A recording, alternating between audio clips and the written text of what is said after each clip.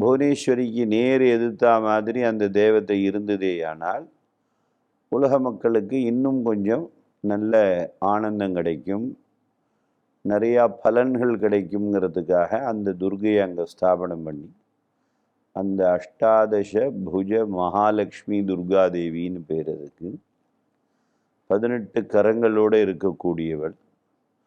தேவி மகாத்மியத்தில் பின்பகுதியில் மூர்த்தி ரகசியங்கிற இடத்துல இந்த அம்பாளை பற்றி ரொம்ப பெரிய வர்ணனையாக இருக்குது.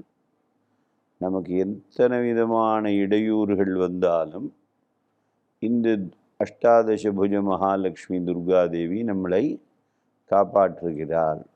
அதுவும் இந்த புவனேஸ்வரிக்கு நேர் எதிர்த்தா மாதிரி இருக்கும் பொழுது அதற்கு இன்னும் சக்தி அதிகமாக இருக்கும்.